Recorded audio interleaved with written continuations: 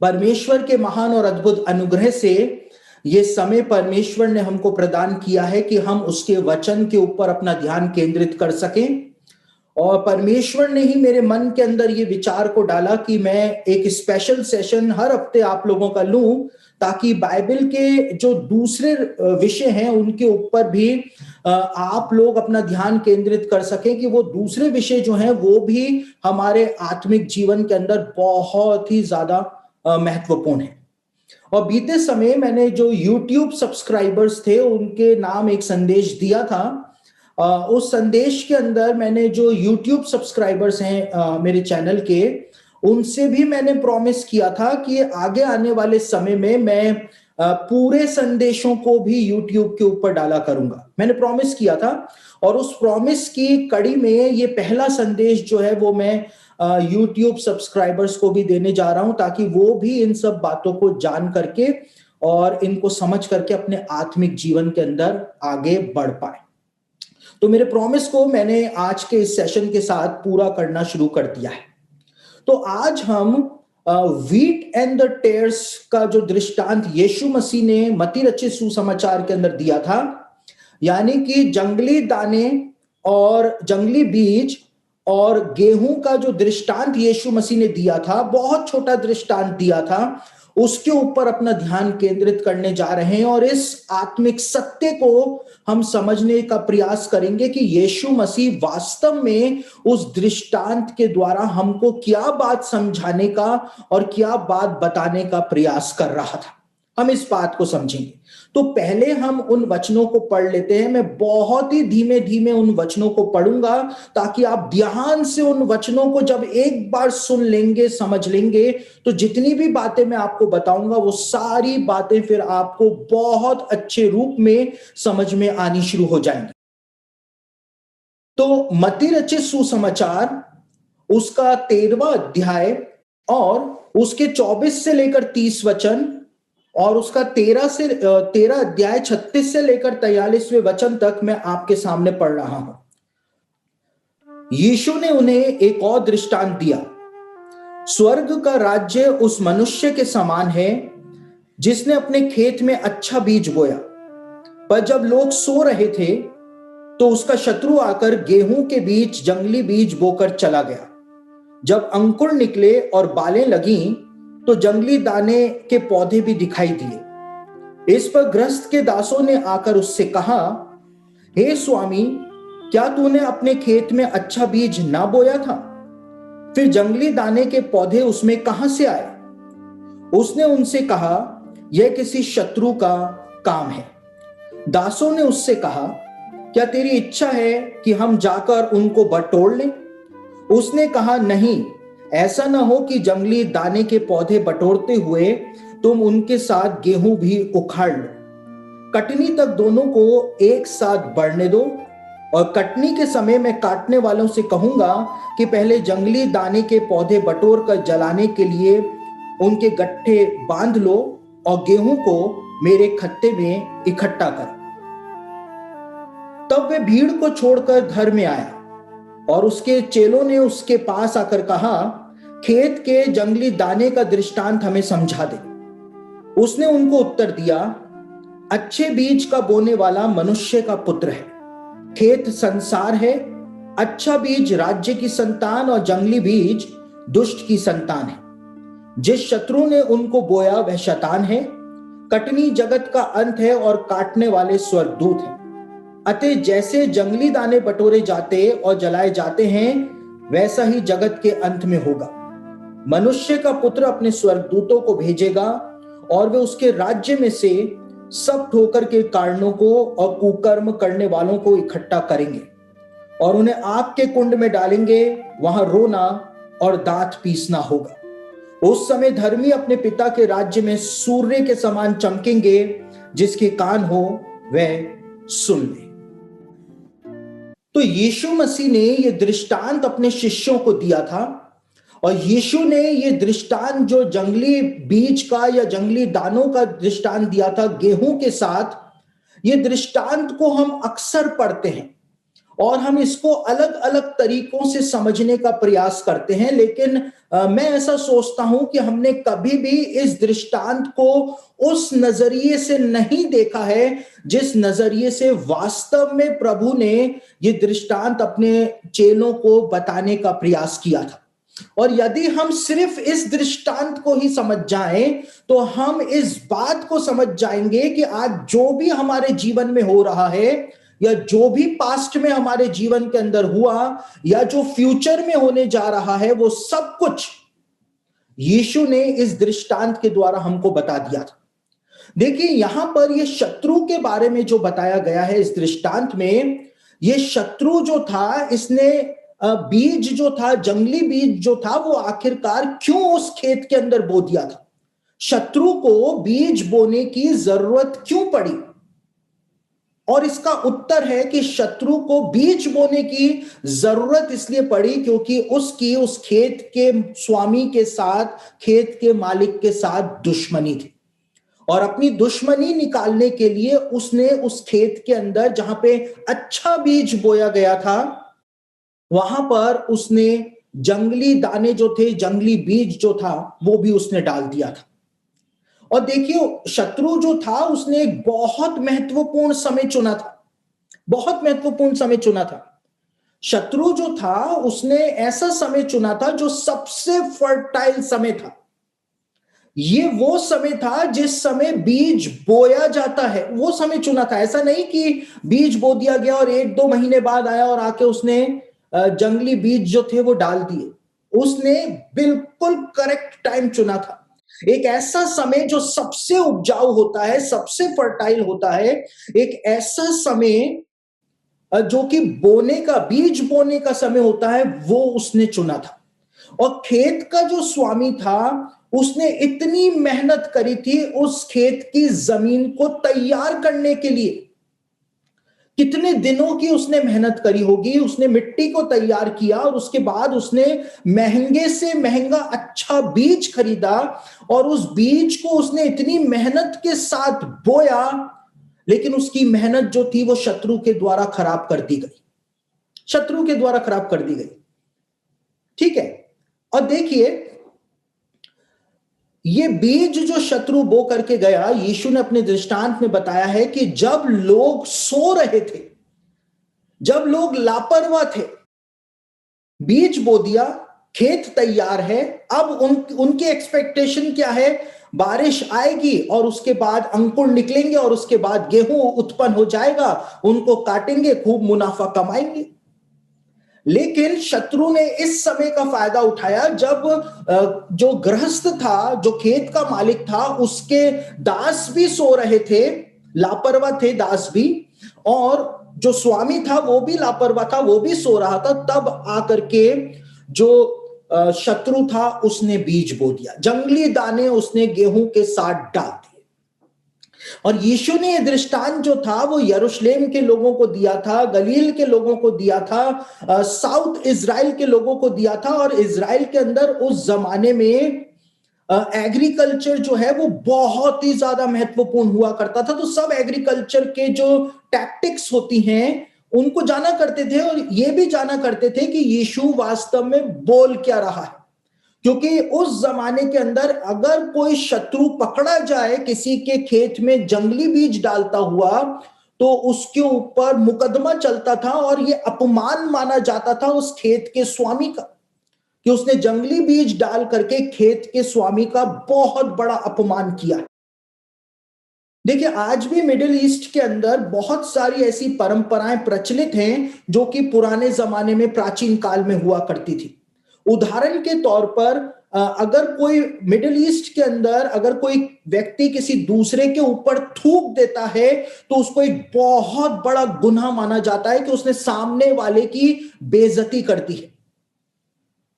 अगर कोई अपना जूता उतार करके किसी व्यक्ति के ऊपर फेंक देता है मिडिल ईस्ट में आज भी, तो उसको एक बहुत बड़ा गुनाह माना जाता है कि उसने सामने वाले का इतना बड़ा अपमान कर दिया है। अगर कोई किसी सामने बैठ करके किसी दूसरे को अपने जूते इस तरह से दिखाए तो बहुत बड़ा अपमान माना जाता है सामने वाले का, मिडिल ईस्ट के परंपरा के अनुसार आज की तारीख में भी।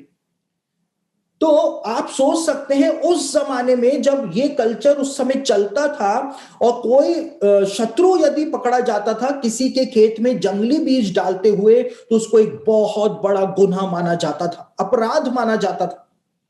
और यहां पर इस शत्रु ने ऐसा ही किया था। यीशु मसीह ने एग्रीकल्चर के इस दृष्टांत के द्वारा हर एक विश्वासी के जीवन के बारे में अपने चेलों के सामने बता दिया था, लोगों के सामने बता दिया था। और हर विश्वासी के जीवन के अंदर ऐसा होता है, हर विश्वासी के जीवन में ऐसा होता है जो यीशु ने यहां पर इस दृष्टांत के अंदर बताया है। और क्या होता है, जिस प्रकार से एक खेत का स्वामी खेत की जमीन को तैयार करता है कि फर्टाइल सीजन आने वाला है, अच्छा बीज उस जमीन के अंदर बोना है, वो बहुत मेहनत करके उस खेत की जमीन को तैयार करता है। उसी प्रकार से यीशु मसीह जो है वो एक विश्वासी के जीवन की, एक विश्वासी के दिल की जमीन जो है उसको बहुत मेहनत करके तैयार करता है, ताकि जब प्रॉपर समय आए तो यीशु मसीह उसमें अच्छा बीज जो है वो बो सके, ताकि वो बीज जो है वो फलवंत हो सके। और देखिए हमारे भारत के अंदर आपको प्लेन्स मिलेंगे, प्लेन्स यानी मैदानी इलाके मिलेंगे। अमेरिका के खेतों को देखेंगे तो वो भी मैदानी इलाके आपको मिलेंगे। लेकिन इज़राइल जो है वो एक पहाड़ी देश है, और इज़राइल के अंदर आपको खेत जो है वो मैदानी इलाकों में कम मिलेंगे, लेकिन पहाड़ों के ऊपर ज्यादा मिलेंगे।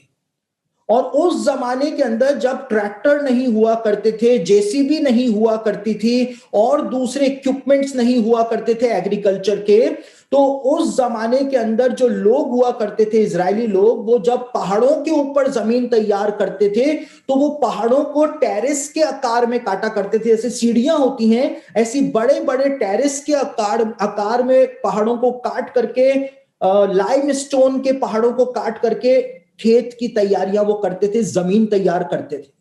तो वो एक बहुत मेहनत वाला काम होता था कि चट्टानों को काट काट करके वो टेरेस जो है वो बनाए जाते थे पहाड़ों पर। यदि आप भारत के अंदर भी हिल स्टेशंस की तरफ जाएंगे तो वहां पर आपको इसी प्रकार के खेत जो है, पहाड़ों को काट काट करके कैसे खेती की जाती है, वहां पर आप देख सकते हैं। तो ये जमीन तैयार करने का काम बहुत मेहनत भरा काम हुआ करता था। और उसी प्रकार से यीशु मसीह जो है, क्योंकि यीशु ने अपने चेलों को जब दृष्टांत का अर्थ बताया तो यीशु ने कहा अच्छा बीज बोने वाला मनुष्य का पुत्र है, यानी यीशु मसीह है। तो यीशु मसीह हर विश्वासी के दिल की जमीन को, जीवन की जमीन को तैयार करता है, ताकि वो अच्छा बीज लेने के लिए उसके दिल की जमीन जो है वो तैयार रहे। और जब वो पूरी जमीन तैयार हो जाती है, उसके बाद मनुष्य का पुत्र यानी यीशु मसीह जो है वो अच्छा बीज एक विश्वासी के जीवन के अंदर बो देता है। जिस समय अच्छा बीज एक विश्वासी के जीवन के अंदर यीशु मसीह बो देता है, ये वही समय होता है जब शत्रु भी एक विश्वासी के जीवन में अपना बीज बो देता है। क्योंकि दृष्टांत के अंदर ऐसा ही बताया गया है। आप बोले मेरे साथ ऐसा नहीं हो सकता, यीशु ने कहा ऐसा होता है। जिस समय अच्छा बीज बोया गया उसी समय शत्रु आया और उसने भी अपना जंगली बीज जो था वो उसके अंदर, विश्वासी के अंदर बो दिया, जंगली बीज बो दिया। जिस समय एक विश्वासी के जीवन की जमीन तैयार हो जाती है, यीशु मसीह उसमें एक अच्छा बीज डाल देता है। एक विश्वासी रिपेंट करता है अपने पापों से, अपनी सारी गलतियों को मान लेता है, यीशु को प्रभु मान करके अंगीकार कर लेता है, बपतिस्मा ले लेता है, वो पवित्र आत्मा से भर जाता है। और यही वो समय होता है जब एक विश्वासी सबसे ज्यादा लापरवाह होता है, सबसे ज्यादा लापरवाह होता है। देखिए मैं अक्सर इस बात को कहता हूं कि कंप्यूटर और मोबाइल सिर्फ दो लोगों से खराब होते हैं। कंप्यूटर और मोबाइल जो है, चाहे कितना ही महंगा मोबाइल हो, कितना ही सस्ता मोबाइल हो, कितना ही महंगा आपका कंप्यूटर हो, कितना ही सस्ता कंप्यूटर है, दो लोग हैं जो सबसे ज्यादा इन दोनों चीजों को खराब करते हैं। एक तो वो जिनको कंप्यूटर और मोबाइल चलाना नहीं आता है, और एक वो जिनको जरूरत से ज्यादा चलाना आता है। तो जिनको जरूरत से ज्यादा चलाना आता है वो भी मोबाइल और कंप्यूटर खराब कर देते हैं, और जिनको चलाना ही नहीं आता है वो भी गलत गलत कमांड दे करके दोनों चीजों को खराब कर देते हैं। तो उसी प्रकार से विश्वासी जो होता है, जब वो नया नया होता है, नया नया प्रभु को ग्रहण उसने किया होता है, अभी सब कुछ उसके लिए नया नया होता है, वो नया खिलाड़ी है आत्मिक जीवन में, आत्मिक युद्ध में। तो वो सोचता है कि शत्रु जो है, शैतान जो है, मेरा कुछ भी नहीं बिगाड़ सकता है। लेकिन शत्रु शैतान जो है, उसने पौलुस को भी सताया, उसने यीशु की परीक्षा ले ली, उसने दाऊद को बहका दिया। शत्रु शैतान ने बहुत सारे काम महानायकों के साथ करे। तो कैसे हम इस बात को मान सकते हैं कि शत्रु जो है वो हमारा कुछ भी नहीं बिगाड़ सकता है? लेकिन एक विश्वासी इस समय लापरवाह होता है, और यही वो समय होता है जब शैतान अपना भी जंगली दाना जो है वो एक विश्वासी के जीवन के अंदर बो देता है। और मेरे अनुभव के अंदर मैंने ऐसा देखा है कि ये जंगली दाना जो होता है, जो अधिकांश विश्वासियों के जीवन के उस समय जब वो रिपेंट करते हैं, बिल्कुल नए नए विश्वासी होते हैं, उपजाऊ भूमि उनकी होती है दिल की, उस समय जंगली बीज के रूप में जवान मसीही लड़के और लड़कियों के जीवन में शैतान जो है वो इस समय जब अच्छा बीज बोया जाता है, उसी समय शैतान एक ऐसा बीज बोता है जिसको गर्लफ्रेंड और बॉयफ्रेंड के नाम से जाना जाता है। ठीक इसी समय, जिस समय उन्होंने अपना जीवन प्रभु के हाथ में सौंप दिया, एक अच्छा बीज उनके अंदर बो दिया गया, पवित्र आत्मा का प्रकाश उनके ऊपर आ गया, उसी समय ऐसा होता है। और ये वो लोग होते हैं, ये ऐसे गर्लफ्रेंड और बॉयफ्रेंड वो होते हैं जिनका प्रभु से दूर दूर तक कोई लेना देना नहीं होता है, दूर दूर तक।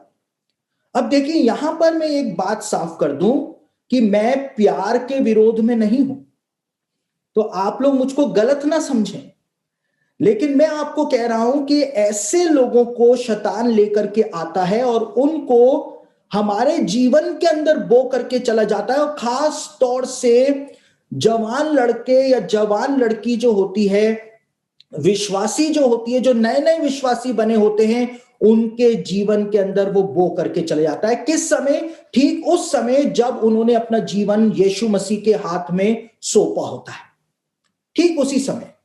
और उसके बाद ये बॉयफ्रेंड और गर्लफ्रेंड जिनका प्रभु से दूर दूर तक कोई लेना देना नहीं है, ये उस व्यक्ति के जीवन को फिर कंट्रोल करना शुरू करते हैं, उसके मस्तिष्क को फिर कंट्रोल करना शुरू करते हैं।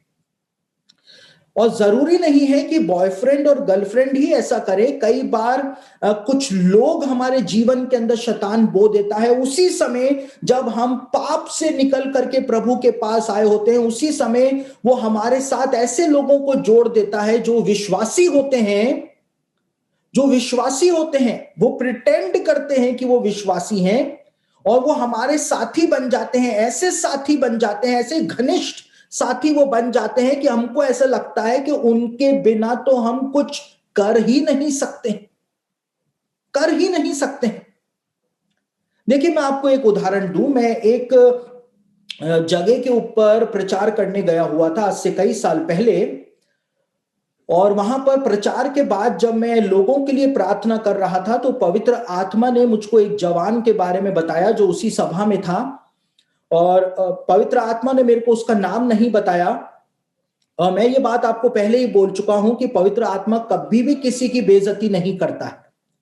तो पवित्र आत्मा ने उसका नाम मुझको नहीं बताया, लेकिन पवित्र आत्मा ने कहा कि यहां पर एक जवान है जिसके जीवन को मैं पतरस की तरह इस्तेमाल करना चाहता हूं, लेकिन वो अपनी गर्लफ्रेंड को छोड़ने के लिए तैयार नहीं है।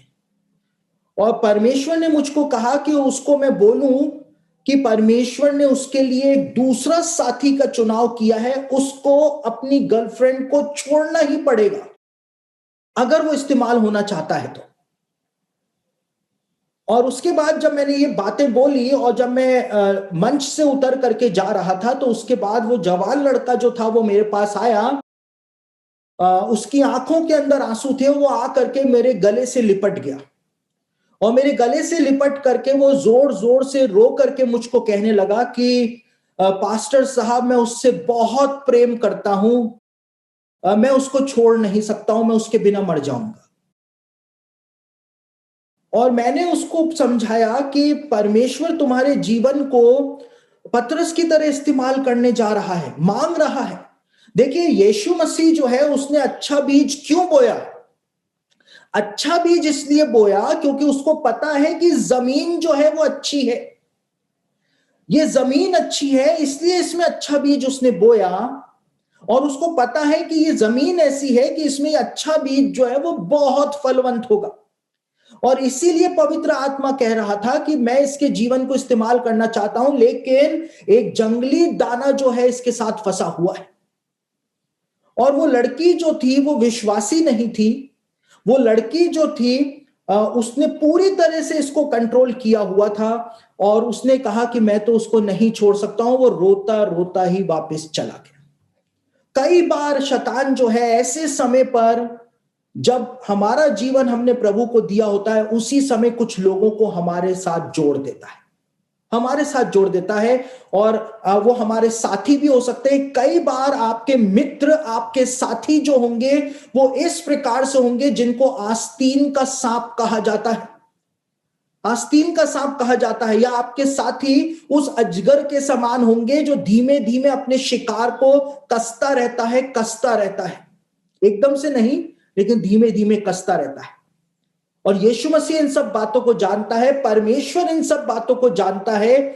और देखिए, जब जीवन में आगे जाकर के वो लोग हमको बहुत बड़ा धोखा दे देते हैं, तो हम परमेश्वर के सामने आकर के एक ही बात कहते हैं कि प्रभु, आपको तो पता था कि मेरे को ये धोखा देगा, मेरे साथ इतना बड़ा ये ऐसा फ्रॉड कर देगा, तो फिर आपने पहले ही मुझको इससे अलग क्यों नहीं कर दिया? आप पहले ही उसको मेरे जीवन से अलग कर देते। लेकिन परमेश्वर अलग नहीं कर सकता है। क्यों नहीं कर सकता है? अब इस बात को आप बहुत ध्यान से समझिए। जब जंगली बीज बोया जाता है, गेहूं के साथ जंगली बीज शत्रु बो करके चला गया, तो जंगली दाने जो होते हैं, जंगली बीज जो होते हैं, वो गेहूं जो होता है उसकी जड़ों के अंदर अपनी जड़ें फंसा लेते हैं। जब उस गृहस्थ के दास उसके पास आए और उन्होंने कहा कि भाई, क्या तू चाहता है कि हम जंगली पौधों को उखाड़ दें? तो उसने कहा, ऐसा मत करना, कहीं ऐसा ना हो कि उस जंगली पौधों के साथ साथ तुम गेहूं को भी उखाड़ लो। क्यों गृहस्थ ने इस बात को बोला था? क्योंकि जो जंगली दाने होते हैं, जंगली बीज जो होते हैं, वो गेहूं की जड़ के अंदर अपनी जड़ों को फंसा लेते हैं, जोड़ लेते हैं। और यदि वो दास जा करके जंगली पौधों को बिल्कुल राइटली आइडेंटिफाई करके कि ये जंगली पौधा है, उसको पकड़ करके यदि वो खींच लेते, तो उसके साथ गेहूं भी उखड़ करके बाहर आ जाता। और इसीलिए गृहस्थ ने कहा, वो स्वामी जो था उसने इस बात को कहा कि तुम अभी कटनी तक इनको साथ साथ बढ़ने दो, और जब वो समय आएगा जब मैं इनको आसानी से अलग कर सकूंगा, काट करके इनको अलग कर सकूंगा, तब मैं इनको काट के अलग कर दूंगा। और यही वो कारण है कि प्रभु जो है ऐसे जंगली बीज जो हमारे जीवन के अंदर घुस जाते हैं, हमारी जड़ों के अंदर घुस जाते हैं, चाहे वो गर्लफ्रेंड हो, बॉयफ्रेंड हो, चाहे वो ऐसे दोस्त हो, चाहे वो ऐसे साथी हो, चाहे वो सेवकाई में हमारे साथ सेवा करने वाले साथी हो, वो हमारी जड़ों के अंदर घुस जाते हैं। हमको ऐसा लगता है कि हम उनके बिना कुछ कर ही नहीं सकते। अगर वो हमारे जीवन से दूर हो गए तो हम मर जाएंगे, हमारी मिनिस्ट्री खत्म हो जाएगी। लेकिन परमेश्वर जो है उनको हमारे साथ साथ बढ़ने देता है। क्यों बढ़ने देता है? क्योंकि यदि परमेश्वर अपने सामर्थ को दिखा करके उनको हमारे जीवन से उखाड़ दे, तो एक बहुत बड़ी प्रॉब्लम हो जाएगी। और वो प्रॉब्लम क्या हो जाएगी? वो प्रॉब्लम ये हो जाएगी कि यदि प्रभु एकाएक ही जो लोग हमारी जड़ों में घुसे हुए हैं उनको यदि निकाल करके फेंक दे, तो प्रॉब्लम ये हो जाएगी कि हम टूट जाएंगे इमोशनली। हम टूट जाएंगे इमोशनली, क्योंकि हम उनके बिना जीवन जीने की सोच ही नहीं सकते। हमको मानसिक आघात लग जाएगा, सदमा लग जाएगा एकदम से यदि प्रभु ने उनको निकाल करके फेंक दिया। साथ ही साथ यदि किसी की गर्लफ्रेंड को, बॉयफ्रेंड को परमेश्वर इसी प्रकार से उखाड़ करके फेंक दे, तो ऐसे जवान जो होते हैं वो गलत रास्ते के ऊपर भी निकल जाते हैं, आत्महत्या तक करने को वो पहुंच जाते हैं, चाहे वो विश्वासी ही क्यों ना हो। और इसीलिए परमेश्वर इंतजार करता रहता है उस खेत के स्वामी के समान कि सही समय आएगा तब मैं इनको काट करके अलग करूंगा। काट करके अलग करूंगा, ऐसे नहीं उखाड़ करके नहीं, जड़ों से अलग नहीं, काट करके फिर मैं इनको अलग करूंगा। क्यों? क्योंकि प्रभु जानता है कि जिस जमीन के अंदर अच्छा बीज बोया गया है वो जमीन जो है वो बहुत ही अच्छी है, इसीलिए तो अच्छा बीज बोया। प्रभु को हमारा दिल पता है, चाहे दुनिया हमारे बारे में क्या बोलती हो इससे फर्क नहीं पड़ता, वो कोई मायने नहीं रखता है। परमेश्वर हमारे बारे में क्या बोलता है। परमेश्वर ने यशाया को कहा कि तू मेरी दृष्टि में आदर योग्य है। यशाया जो था उसको कैसे यहूदी लोग धुतकार रहे थे, लेकिन परमेश्वर ने कहा कि तू मेरी दृष्टि में आदर योग्य है। परमेश्वर की दृष्टि में आदर योग्य होना वो बड़ी बात है। तो मैं इस बात को कह रहा था कि प्रभु जो है वो इंतजार करता है उस सही समय का, और जब सही समय आता है तो परमेश्वर ऐसे लोगों को काट करके हमारे जीवन से अलग करता है। जंगली दानों के जो पौधे होते हैं, जो जंगली बीज से उत्पन्न हुए हैं, उनको वो काट करके अलग करता है। और ये बहुत ही पेनफुल प्रोसेस होता है। जब परमेश्वर ऐसे लोगों को हमारे जीवन से काट करके अलग करता है तो ये बहुत पेनफुल प्रोसेस होता है, बहुत ही ज्यादा पेनफुल होता है। ऐसे समय पर आप टूट जाते हैं। यदि आपके साथ सेवा करने वाले साथियों को परमेश्वर ने अलग कर दिया, तो अब आप ये सोचना शुरू कर देंगे कि अब तो मैं सेवा कर ही नहीं सकता, मैं कैसे सेवा करूंगा। यदि किसी की गर्लफ्रेंड या बॉयफ्रेंड छोड़ करके चले जाते हैं, या परमेश्वर आपको उनसे अलग कर लेता है, काट करके अलग कर देता है, तो लोग सोचते हैं अब तो मैं जी ही नहीं पाऊंगा, अब तो मैं कभी विवाह करूंगा ही नहीं या करूंगी ही नहीं। ऐसे थॉट्स जो हैं वो आने लगते हैं, क्योंकि एक बहुत पेनफुल प्रोसेस ये होता है। अब देखिए, जंगली बीज के जो पौधे होते हैं और गेहूं जो होता है वो दोनों साथ साथ बढ़ते हैं। चाहे जड़ के अंदर जंगली दाने की जड़ें घुसी हुई हो, लेकिन फिर भी गेहूं जो है वो तो बढ़ता ही बढ़ता है, और गेहूं के अंदर फल आता ही आता है, आता ही आता है। क्यों? क्योंकि अच्छा बीज जो है वो अपना रिजल्ट तो प्रकट करता ही करता है। अब जंगली दाने का बीज, जंगली दाने का पौधा जो है और गेहूं जो है, इसके बीच में फर्क क्या होता है। अब फसल पक करके खेत में तैयार खड़ी हुई है, तो आपको कैसे पता चलेगा कि कौन सा पौधा जो है वो जंगली बीज का है और कौन सा पौधा जो है वो गेहूं का है? आपको कैसे पता चलेगा? देखिए, आप जब खेत के अंदर होंगे, जंगली बीज का पौधे को आप देखेंगे और गेहूं को आप देखेंगे, तो आपको पता ही नहीं चल पाएगा कि कौन सा जंगली बीज का पौधा है और कौन सा गेहूं का पौधा है। यहां पर आप देख सकते हैं इस तस्वीर में, एक गेहूं का पौधा है और एक जो है वो जंगली बीज का पौधा है, यानी व्हीट एंड टेयर्स को आप देख रहे हैं। दोनों आइडेंटिकल हैं। अगर कोई अनाड़ी देखे या कोई भी व्यक्ति देखे तो दोनों आइडेंटिकल है। आपको पता ही नहीं चलेगा कि गेहूं का कौन सा, गेहूं की बालें कौन सी हैं और टेयर्स जो है वो कौन सा है, आपको पता ही नहीं चलेगा, क्योंकि दोनों एक समान दिखाई देते हैं। यहां पर आप देखेंगे तो ये टेयर है, यानी जंगली बीज का पौधा जो है उसको आप देख रहे हैं, जो बिल्कुल आपको गेहूं के समान दिखाई देगा। और यहां पर आप देखेंगे तो ये गेहूं है जिसके अंदर फल लगे हुए हैं। सबसे बड़ा डिफरेंस जो व्हीट एंड टेयर्स के अंदर होता है, टेयर जो होता है उसमें फल नहीं होते हैं, वो खाली होता है, और गेहूं जो होता है उसके अंदर फल होते हैं। ये सबसे बड़ा डिफरेंस है।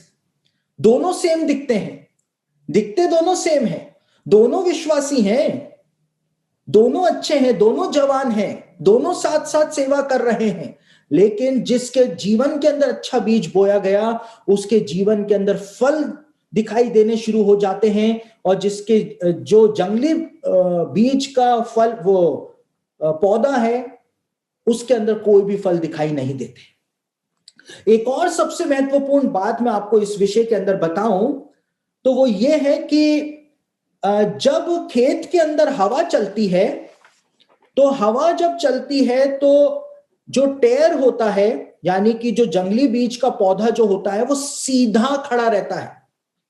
लेकिन क्योंकि गेहूं के अंदर फल लगा हुआ होता है, इसलिए जब हवा चलती है तो गेहूं जो है वो नीचे की ओर झुक जाता है। गेहूं जो है वो नीचे की ओर झुक जाता है, गेहूं की बालें जो है वो नीचे की ओर हवा चलने के कारण झुक जाती हैं, लेकिन जो जंगली बीज का पौधा होता है वो सीधा अकड़ करके खड़ा रहता है, क्योंकि उसके अंदर कोई भी फल जो है वो नहीं होते हैं। हवा चल के जिस दिशा में हवा चलती है उसी तरफ गेहूं की बालें जो हैं वो झुक जाती। गेहूं की बालें जिसमें फल लगे होते हैं उनका इस प्रकार से झुक जाना नम्रता को बताता है। जीवन के थपेड़े जो होते हैं, जीवन की कठिन परिस्थितियां जो होती हैं, जिस विश्वासी के जीवन के अंदर पवित्र आत्मा के फल लगे होते हैं, वो विश्वासी जो है उन जीवन के थपेड़ों के कारण, उन विपरीत परिस्थितियों के कारण नम्र बन जाता है, नम्र बन जाता है, वो झुक जाता है। लेकिन जो जंगली बीज का पौधा होता है वो सीधा खड़ा रहता है, अकड़ करके खड़ा रहता है, वो झुकता नहीं है। क्यों नहीं झुक सकता? क्योंकि उसके अंदर फल ही नहीं, फल ही नहीं है तो वो झुकेगा कैसे? वजन ही नहीं है फल का तो वो झुकेगा कैसे? और यही फर्क है एक विश्वासी में जो अच्छे बीज जिसके जीवन में बोया गया, और एक ऐसे विश्वासी में जो दिखाता है कि वो विश्वासी है लेकिन उसके जीवन में कोई फल नहीं। जब जीवन के थपेड़े ऐसे व्यक्ति को पड़ते हैं, जब जीवन की विपरीत परिस्थितियां ऐसे व्यक्ति के ऊपर आती हैं, तो वो झुकता नहीं है, वो अकड़ करके खड़ा रहता है। वो कहता है कि मैं बदला लूंगा, एक बार मुझे मौका मिल जाए उसके बाद मैं इसको दिखा दूंगा कि मैं भी क्या चीज हूं। ये फर्क होता है। और देखिए ये जो जंगली बीज का पौधा जो होता है, इसके अंदर जब ये बड़ा हो जाता है तो गेहूं के अंदर तो गेहूं उत्पन्न हो जाता है, फ्रूट्स उत्पन्न हो जाते हैं, लेकिन इसके अंदर छोटे छोटे बीज उत्पन्न हो जाते हैं, छोटे छोटे काले बीज उत्पन्न हो जाते हैं जो टेयर होता है उसमें।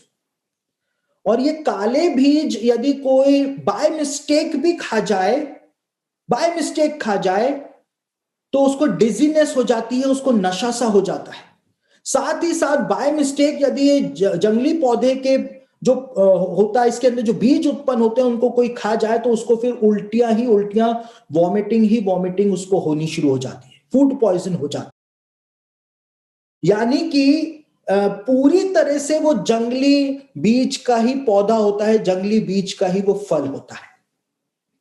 और इसीलिए दोनों एक समान दिखाई देते हैं, सब कुछ एक समान दिखाई देता है, लेकिन एक समय वो आता है जिसमें विश्वासी अलग से दिखाई दे जाता है, और एक ऐसा व्यक्ति जो दिखाता है कि वो विश्वासी है लेकिन वो विश्वासी होता नहीं है, वो अलग से दिखाई दे जाता है। सबसे बड़ा चिन्ह कि आपने पवित्र आत्मा पाया है और आपके जीवन के अंदर पवित्र आत्मा के फल पाए जाते हैं, सबसे बड़ा चिन्ह यह है कि आप नम्र रहेंगे।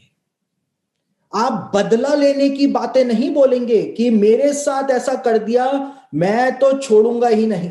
सबसे बड़ा चिन्ह, इसको एक बार मुझको प्रभु मौका दे दे, उसके बाद तो मैं इसको दिखाता हूं कि मैं क्या चीज हूं।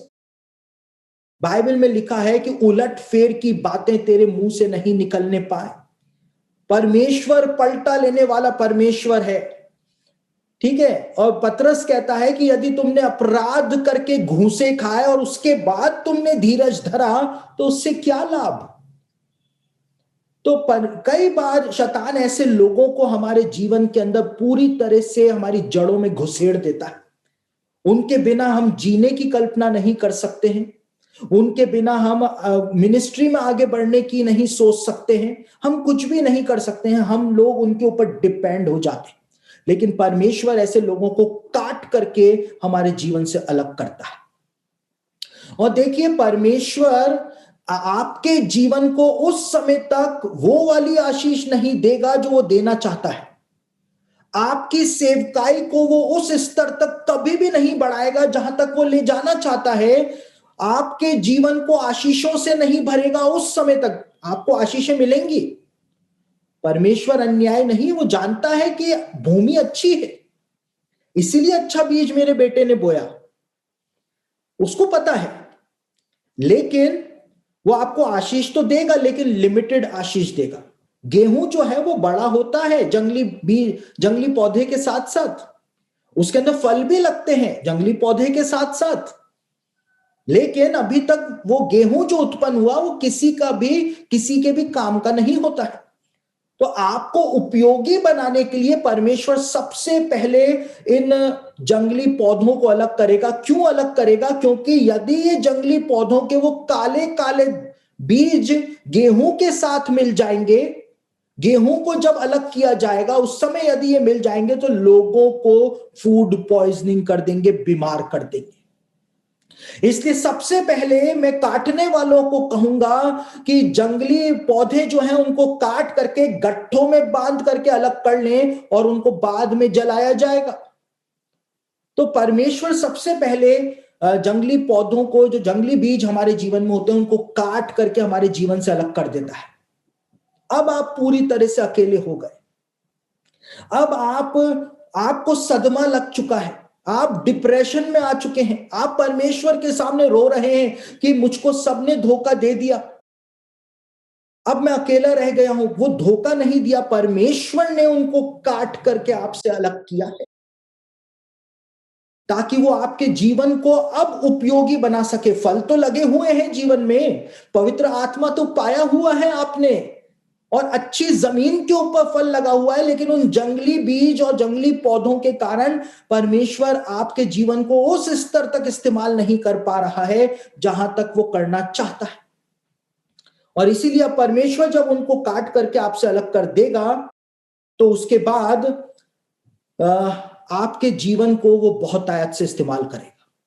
और जब परमेश्वर ऐसे लोगों को काट करके हमारे जीवन से अलग करता है तो उस समय ये जंगली पौधे जो होते हैं ये बहुत डींगे मारते हैं। जंगली पौधे बहुत डींगे मारते हैं कि मुझको धोखा दे दिया ना, अब देखना परमेश्वर तेरी सेवा को कैसे नीचे लेके आता है। मुझको धोखा दे दिया, अब तुझको जिंदगी में कभी आशीष मिल ही नहीं सकती है। अरे मेरे बिना तो ये एक कदम नहीं चल सकता है, अब देखना इसके साथ क्या क्या होता है। ये जंगली पौधे जो होते हैं उस समय आपकी बदनामी करेंगे अलग अलग जगहों पे जा करके। और आजकल तो बदनामी करने का एक बहुत अच्छा माध्यम भी मिल गया है, फेसबुक और यूट्यूब। उनके ऊपर बदनामी करेंगे, बहुत कुछ करेंगे आपके साथ, बहुत डींगे मारेंगे कि देखना मुझको तो प्रभु ने दर्शन दिखाया है कि परमेश्वर ने तो इसको छोड़ दिया है। अय्यूब जो था, उसके मित्र भी अय्यूब के सामने इन्हीं सब बातों को बोल रहे थे। अय्यूब के मित्र अय्यूब को कह रहे थे कि एक आत्मा ने तो मुझको बताया कि तू ही पापी है। आत्मा ने बताया, यानी पवित्र आत्मा उसको बता रहा था कि अय्यूब पापी है। और जितनी भी बातें अय्यूब बोल रहा था तो उसके मित्र उसको कह रहे थे तू धूर्त है, तू तो पापी है, तू दुष्ट है। और क्या सिर्फ परमेश्वर का ज्ञान तेरे पास ही है? हम भी तो परमेश्वर का ज्ञान रखते हैं। क्या तू ही सेवा करता है? क्या हम भी तो सेवा करते हैं? लेकिन अंत में जाकर के परमेश्वर ने अय्यूब के मित्रों को क्या कहा? परमेश्वर ने कहा कि तुमने मेरे दास अय्यूब की सी बातें मेरे विषय में नहीं कही है। और अय्यूब ने पूरी पुस्तक के अंदर क्या कहा? उसका सार क्या है? उसका सार यह है, अय्यूब ने कहा कि परमेश्वर ऐसा है ही नहीं कि वो मुझको इस प्रकार से दुख दे। वो ऐसा है ही नहीं। आज कई सारे लोग कहते हैं, कई सारे प्रभु के सेवक जो हैं वो ऐसा कहते हैं, कई सारे, सब नहीं, कई सारे ऐसा कहते हैं कि आप 10वां अंश नहीं दोगे तो परमेश्वर आपको किसी बड़ी बीमारी से ग्रसित कर देगा। मैंने एक प्रभु के सेवक को, उनकी बात को खुद अपने कान से सुना, और उन्होंने इस बात को, एक लेडी जिसको कैंसर हो गया था, जब वो उनसे प्रार्थना कराने आई और उसका ऑपरेशन भी हो गया था और उसके बाद भी उसकी तबीयत सही नहीं थी, और जब वो उनसे प्रार्थना करवाने आई, मैं वहीं पर ही था, तो उस प्रभु के सेवक ने उस लेडी को कहा कि आप 10वां अंश नहीं देती हो, इसलिए प्रभु ने आपको ये भयानक बीमारी जो है वो करवा दी है। क्या हमारा परमेश्वर इतनी छोटी सोच रखता है? परमेश्वर तो दुष्टों और आभार न मानने वालों पर भी कृपालु है। परमेश्वर ने मूसा से कहा कि जितने अपनी मर्जी से भेंट देना चाहें उनसे भेंट लेना, बाकी से मत लेना। और परमेश्वर कभी जोर जबरदस्ती तो करता ही नहीं है। परमेश्वर ने रोबोट्स नहीं बनाए हैं, परमेश्वर ने इंसान को बनाया है। अगर रोबोट्स परमेश्वर ने बनाए होते तो एक चाबी भर देता, सारे के सारे इंसान जो है वो यीशु के गुणगान गा रहे होते। तो परमेश्वर जो है कभी भी लोगों को दुख नहीं देता है, लेकिन लोग क्या करेंगे? जब परमेश्वर उनको काट करके, उन जंगली पौधों को काट करके आपसे अलग करेगा, तो वो आपकी बदनामी करेंगे। वो ये दिखाएंगे कि परमेश्वर उनके साथ है और आप उनसे जो अलग हो गए हो, अब परमेश्वर का दंड जो है वो आपके लिए तैयारी कर रहा है। जबकि परमेश्वर का दंड अच्छे बीज के लिए तैयारी नहीं करता है, वो जंगली पौधों को गट्ठर में बांध करके उनके लिए तैयारी कर रहा होता है कि उनके जलाए जाने का समय निकट आ रहा है। जलाए जाने का समय निकट आ रहा है। उसके बाद जब परमेश्वर इस काम को कर देता है और परमेश्वर ऐसे लोगों को आपके जीवन में से हटा देता है ताकि अब वो उस अच्छे बीज को इस्तेमाल कर सके, जिस अच्छे बीज को बोया गया था, उसके बाद एक प्रोसेस शुरू होता है। अब परमेश्वर आपके जीवन को एकदम से ही इस्तेमाल करना शुरू नहीं कर देगा। अभी तक तो जंगली बीज की जड़ें जो थी आपकी जड़ों के अंदर फंसी हुई थी, अभी तो परमेश्वर ने वहीं से ही अलग किया। अब ऐसा नहीं है कि रातों रात ही परमेश्वर आपको सुपरस्टार बना देगा, ऐसा नहीं होगा। लेकिन अब जब गेहूं की फसल को काट लिया जाता है, जंगली पौधे अलग गठरी में बांध लिए जाते हैं, जब गेहूं की फसल आ जाती थी बाइबल के जमाने में भी, तो उसके बाद उसको थ्रेशिंग फ्लोर के ऊपर बिखेर दिया जाता था। सारे गेहूं को थ्रेशिंग फ्लोर पर, थ्रेशिंग फ्लोर जो होता है उसको हिंदी की बाइबल में खलियान कहा गया है। और बाइबल, जो कि इजराइल एक पहाड़ी देश है, वहां के खलियान जो हुआ करते थे वो पथरीले खलियान हुआ करते थे। पथरीली जमीन पे गेहूं को बिखेर दिया जाता था और उसके बाद जो थ्रेशिंग बोर्ड हुआ करता था, थ्रेशिंग बोर्ड जो हुआ करता था, लकड़ी का एक बड़ा सा तख्ता हुआ करता था जिसके नीचे नोकीले नोकीले पत्थर लगे रहते थे। और उस थ्रेशिंग बोर्ड को, थ्रेशिंग फ्लोर के ऊपर जो गेहूं होता था उसके ऊपर उसको रगड़ा जाता था। बच्चे उस बोर्ड के ऊपर बैठ जाते थे और गधे के द्वारा उस बोर्ड को गेहूं के ऊपर घुमाया जाता था, रगड़ा जाता था। अब आप रगड़ने की प्रक्रिया के अंदर आ जाएंगे। परमेश्वर अब आपको रगड़ेगा। क्यों रगड़ेगा? क्यों परमेश्वर आपको रगड़ेगा? बहुत बुरी तरह से थ्रेशिंग फ्लोर पर रगड़ेगा। क्यों रगड़ेगा? क्यों परमेश्वर रगड़ेगा? क्योंकि जब गेहूं को रगड़ दिया जाता है थ्रेशिंग फ्लोर पर, उसके बाद एक लकड़ी का एक फोक जैसा होता है, उससे उठा करके गेहूं को हवा में उछाला जाता था। और जब गेहूं को हवा में उछाला जाता था, आज भी आप गांव वगैरह में जाएं तो ये सब चीजें आपको वहां पर देखने को मिल जाएंगी। तो जरूरी नहीं है कि सिर्फ इजराइल में ही ऐसा होता है, हर जगह ऐसा होता है। और जब गेहूं को ले करके ऊपर हवा में उछाला जाता था तो जितना भी कचरा होता था वो हवा के द्वारा उड़ जाया करता था और गेहूं जो है वो नीचे गिर जाया करता था। और बार बार ये प्रक्रिया जब करते थे तो सारा कचरा उड़ जाया करता था और गेहूं जो है, फ्रूट जो है जिसके लिए बीज बोया गया था, वो फ्रूट जो है वो अलग हो जाया करता था। इतने लंबे समय तक जंगली पौधों की जड़ें हमारी जड़ों के अंदर जो जुड़ी हुई थी, तो उसका कुछ प्रभाव तो हमारे अंदर भी आया होगा। वो सारा कचरा जो है परमेश्वर रगड़ रगड़ करके हम में से निकाल देता है, उड़ा देता है। और उसके बाद गेहूं को अपने खत्ते के अंदर वो रख लेता है, अपने खत्ते में रख लेता है। एकदम से परमेश्वर किसी को भी इस्तेमाल नहीं करता है।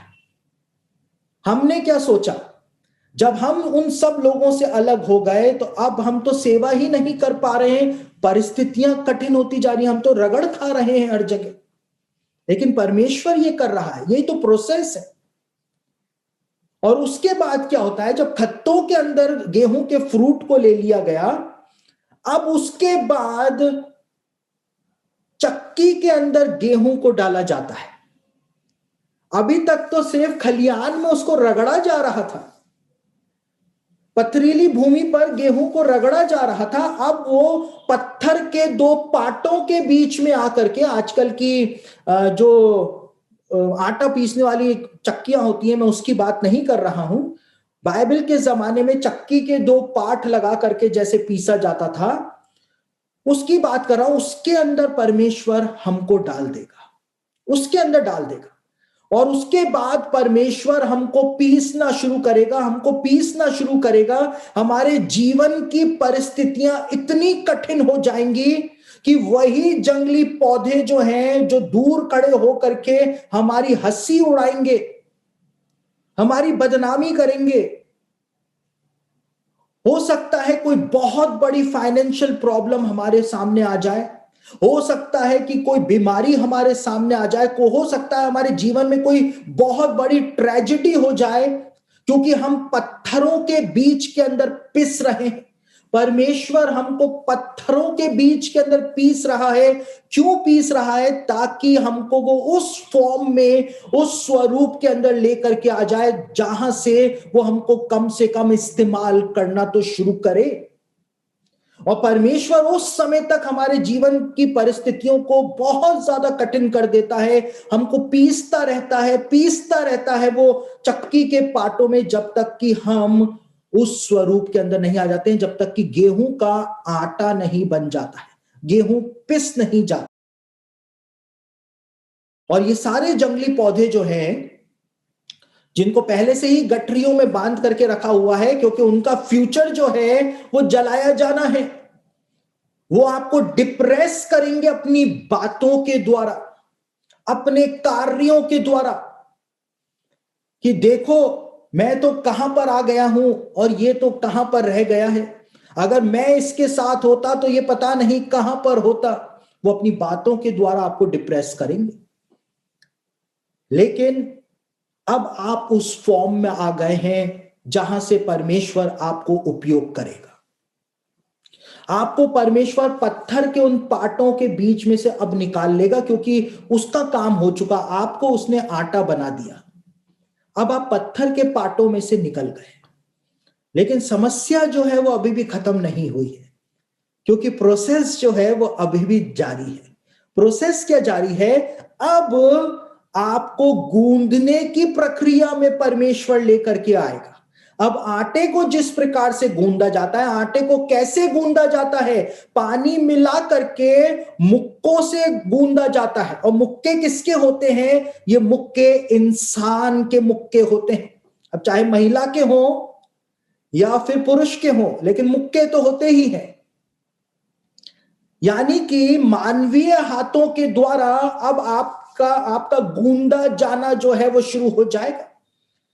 अब आपको परमेश्वर ने पत्थर के पाटों के बीच में से तो निकाल लिया, लेकिन अब मानवीय प्रयास जो है वो आपको गूंदना शुरू करेंगे। अब भी आपके पास समस्याएं आएंगी, लेकिन वैसी समस्याएं नहीं जैसे चक्की के पार्ट के अंदर आ रही थी। जो तो पत्थर के पार्ट थे, बाहरी पार्ट थे, बहुत ज्यादा वजन उनके अंदर था, वैसा नहीं। लेकिन अब इंसानों के द्वारा आपके पास समस्याएं आनी शुरू हो जाएंगी। आपको ऐसे लोग जिनके ऊपर आप इस समय भरोसा करेंगे वो आपको धोखा देंगे। इस समय आप कई सारे लोग जो हैं वो आपके खिलाफ हो जाएंगे। वो जंगली पौधे तो वैसे ही खिलाफ खड़े हुए हैं, लेकिन अब नए लोग आ जाएंगे, वो भी आपके खिलाफ हो जाएंगे। क्यों खिलाफ हो जाएंगे? क्योंकि आप गूंदने की प्रक्रिया में हैं। अब इंसान के मुक्कों का आपको सामना करना पड़ेगा। अब इंसानी प्रयास जो है वो आपको नीचे धकेलने की कोशिश करेंगे, लेकिन उन इंसानों को भी नहीं पता होगा और आपको भी पता नहीं होगा कि परमेश्वर आपको गूंदने की प्रक्रिया से लेकर के जा रहा है। और एक बार जब आप पूरी तरह से परमेश्वर आपको गूंद लेगा, आपने अब दूसरे लोगों को भी देख लिया कि लोग कैसे होते हैं, किस प्रकार से अनएंडिंग प्रॉब्लम जो होती हैं वो आपके सामने आ जाएंगी। जब आपने उन सब को भी देख लिया, उसके बाद भी परमेश्वर आपको इस्तेमाल नहीं करेगा, उसके बाद भी नहीं करेगा। अब परमेश्वर आपको आकार के अंदर लेकर के आएगा। जब आटा गूंद जाता है, उसके बाद उस आटे को बेला जाता है, दबाव उसके ऊपर बनाया जाता है। जब उस आटे के ऊपर दबाव बनाया जाता है, तब जाकर के वो आटा जो है एक परफेक्ट शेप के अंदर आता है। उसके बाद वो एक परफेक्ट शेप के अंदर आता है। हमारे जीवन की परिस्थितियां परमेश्वर ऐसी कर देगा, ऐसा दबाव हमारे ऊपर बना देगा, पवित्र आत्मा की अगुवाई भी हमारे जीवन के ऊपर परमेश्वर ऐसी बना देगा कि उस दबाव के कारण हम जो कि पिस चुके हैं, हम जो कि गुंद चुके हैं, परमेश्वर उस दबाव के कारण एक परफेक्ट शेप में हमको लेकर के आएगा। कौन से शेप में? उसी शेप में हमको लेकर के आएगा जिस शेप में लाने के लिए उसने अच्छा बीज बोया था। जिस शेप में लाने के लिए यीशु मसीह ने अच्छा बीज बोया था, वो शेप जो है वो उस असीम दबाव के कारण अब बन जाएगा। और जब वो शेप बन जाएगा, उसके बाद वो रोटी जो होगी, कच्ची रोटी जो होगी, उसको तवे के ऊपर डाल दिया जाएगा ताकि वो आग में पकने पाए। और एक बार जब वो पक जाएगी तो उसके बाद वो दूसरों को जीवन देने वाली बन जाएगी, दूसरों को भरपूरी देने वाली बन जाएगी। और जिस उद्देश्य के साथ अच्छे बीज को जमीन में, अच्छी जमीन के अंदर बोया गया था, वो अल्टीमेट ऑब्जेक्टिव जो है, परमेश्वर का ऑब्जेक्टिव जो है, वो पूरा हो जाएगा। और अब परमेश्वर आपके जीवन को इस्तेमाल करना शुरू करेगा। और जिस समय परमेश्वर आपको पका रहा होगा, जलते हुए तवे पर आपको तैयार कर रहा होगा एक रोटी के रूप में, उसी समय उन जंगली पौधों को भी आग में जलाया जा रहा होगा, आग में जलाया जा रहा होगा। और यह भी हो सकता है, हम एक ऑप्शन ये भी ले सकते हैं कि जिस आग में वो तवे को रख के रोटी को पकाया जा रहा है, हो सकता है कि वो जंगली पौधों को जला करके ही उस रोटी को पकाया जा रहा। परमेश्वर अपने लोगों को तब ही इस्तेमाल करता है, उनके जीवनों को आशीषों से उस समय ही वो भरता है जिस समय वो जंगली पौधों को काट करके, उखाड़ करके नहीं, उखाड़ देगा तो हम टूट जाएंगे, लेकिन वो उनको काट करके हमारे जीवन से अलग करता है। ये एक बहुत ही पेनफुल प्रोसेस होता है जिससे परमेश्वर हमको लेकर के जाता है। एकदम से इस्तेमाल नहीं करता है, वो पहले हमको रगड़ देता है, उसके बाद वो चक्की के पाटों के बीच में हमको डाल देता है, उसके बाद मानवों इंसानों के हाथ में हमको छोड़ देता है, वो हमारी बेकदरी करते हैं और उसके बाद वो ऐसा दबाव हम पे बनाता है कि हम परफेक्ट शेप में आ जाए। हो सकता है कि आज आप चक्की के पाटों के बीच में अपना जीवन बिता रहे हैं। हो सकता है कि आज परमेश्वर ने आपको इंसान के हाथों में छोड़ रखा हो जो आपकी बेकदरी कर रहे हैं। हो सकता है कि आज आप उस आकार में धीमे धीमे तब्दील होते चले जा रहे हो जहां से परमेश्वर का अल्टीमेट ऑब्जेक्टिव पूरा हो जाएगा। परमेश्वर आपके जीवन को आशीषों से भर दे। यदि आप सेवकाई करते हैं तो आपकी सेवकाई को एकदम से परमेश्वर बहुत ऊंचा उठा दे। लेकिन परमेश्वर ये सब कुछ करेगा, सब कुछ आपके लिए कर देगा, लेकिन तब ही करेगा जब वो जंगली पौधों को आपके जीवन में से काट करके अलग नहीं हटा देगा। देखिए, मेरे जीवन में भी ऐसा ही हुआ, आपके जीवन में भी ऐसा ही होगा। सब विश्वासियों की एक ही कहानी है। पतरस ने कहा कि जो दुख तुमको हो रहे हैं तो तुम ये जान लो कि तुम्हारे जो भाई हैं पूरी दुनिया के अंदर वो भी ऐसे ही कलेश और दुख भुगत रहे। मेरे जीवन के अंदर भी ऐसे बहुत सारे लोग थे जिनको परमेश्वर ने काट करके मेरे जीवन से अलग किया और उस समय ऐसा लगा कि इनके बिना मैं कुछ भी नहीं कर पाऊंगा, मैं जी नहीं पाऊंगा। लेकिन आगे आने वाले जीवन में परमेश्वर ने इस बात को दिखाया कि यदि वो मेरे जीवन के अंदर होते, वो ऐसे लोग यदि मेरे जीवन से जुड़े हुए होते, तो मेरी सेवकाई जो है वो कब से ही उसका डाउनफॉल हो जाता, कब से ही ये सेवा जो है वो पूरी तरह से खत्म हो जाती, कब से ही ऐसा हो जाता। कई सारे ऐसे आस्तीन के सांप जो थे वो घुसे हुए थे जिनको परमेश्वर ने काट करके निकाला। मैं तो नहीं छोड़ता और परमेश्वर उनको उखाड़ भी नहीं सकता था, लेकिन परमेश्वर ने उनको काट करके अलग कर दिया। तो परमेश्वर जो है वो कभी गलती नहीं कर सकता। अगर आपको लग रहा है कि मेरे साथ ये गलत हो रहा है, तो परमेश्वर कभी भी गलत नहीं कर सकता है। देखिए, परमेश्वर के लोगों के लिए सब बातें मिलकर भलाई ही को उत्पन्न करती हैं, अर्थात उनके लिए जो उसकी इच्छा के अनुसार बुलाए गए हैं। सबके लिए नहीं, जो परमेश्वर को तुच्छ जानता है उनके लिए नहीं, लेकिन जो परमेश्वर की इच्छा के अनुसार बुलाए गए हैं, जिनको परमेश्वर जानता है, उनके लिए सब बातें मिलकर भलाई को उत्पन्न कर।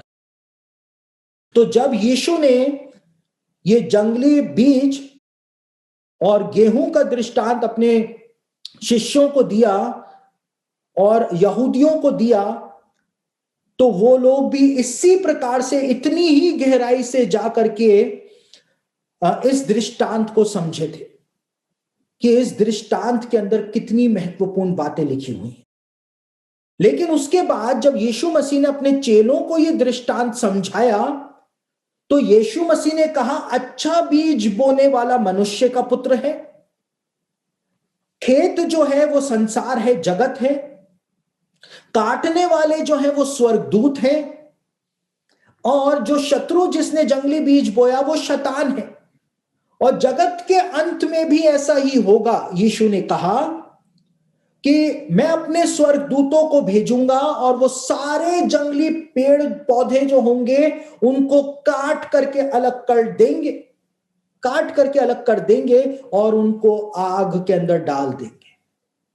और जिस प्रकार से हवा के द्वारा गेहूं में से कचरा हटाया जाता है, वही काम यीशु मसीह आकर के करेगा।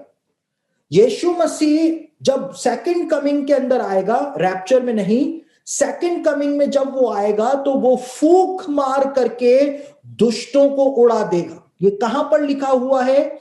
ये लिखा हुआ है दूसरा थिस्सलुनीकियों उसका दूसरा अध्याय उसके 8वें वचन, दूसरा थिस्सलुनीकियों उसका दूसरा अध्याय उसके 8वें वचन के अंदर पौलुस कहता है कि जब यीशु मसीह आएगा तो वो उस दुष्ट को फूंक मार करके उड़ा देगा। जैसे गेहूं में से कचरे को फूंक मार करके उड़ा दिया जाता है, हवा के द्वारा उड़ा दिया जाता है, वही काम यीशु मसीह आकर के करेगा।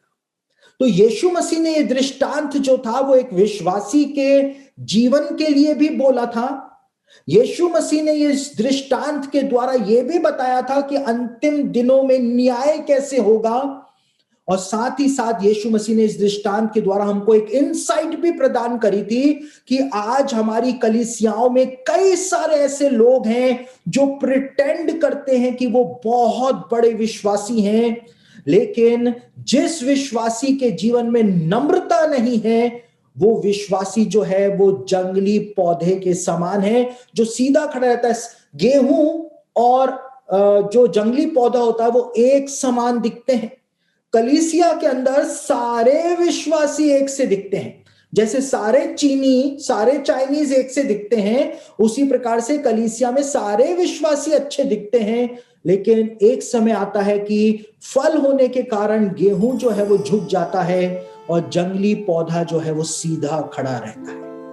यीशु ने एक नई इंसाइट अपने लोगों को इस दृष्टांत के द्वारा प्रदान करी थी।